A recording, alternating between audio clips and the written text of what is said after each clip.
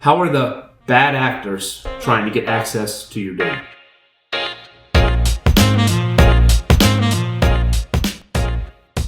Good to see everyone again. This is Gene Mobley, once more here with Mitchell Consulting Group. We're doing a 3-part series here on cybersecurity and what you need to know as a business owner or C-level executive to keep your company safe. So in this episode here, what we're going to discuss is what the bad actors, which is the industry term for hackers, are doing now and how they're trying to get a hold of your data. So there's multiple ways they try to do it, but the 3 ones I want to focus on today because I think they're probably the most prevalent. The first of which is phishing.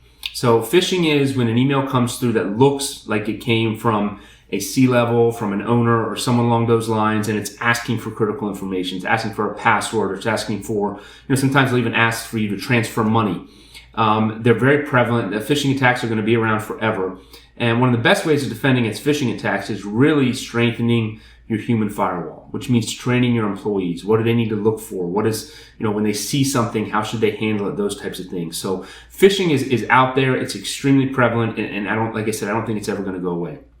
The second thing that I want to discuss here is ransomware. So ransomware is probably has been the biggest threat for the last few years now. And what these hackers are able to do is when somebody clicks on a link or when somebody downloads something onto their machines, the bad actors are able to actually lock down all of your systems and information. And unless you pay a certain amount of money to get that back, you're not able to access any of your data.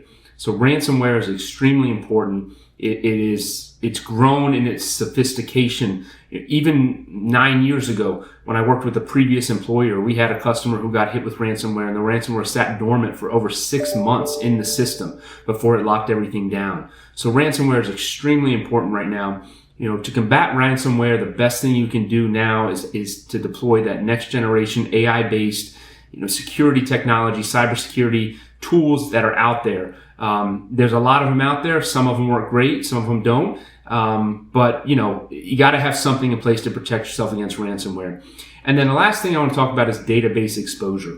So one of the very little known things is that some of the major financial software that is out there and ERP systems that are out there are not able to be hardened on their own. So, you look at a product, some of the products from QuickBooks and some of the products from SAP are not able to be actually hardened to NIST standards.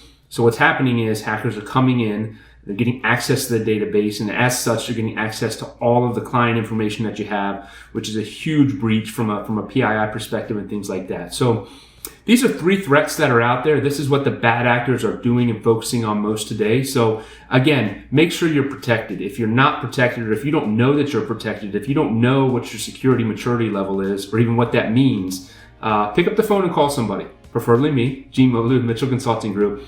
But protect yourself, protect your data, protect your company. So thank you very much for your time. Look forward to seeing you on the next episode we have here. Gene Mobley, Mitchell Consulting Group. Have a great day.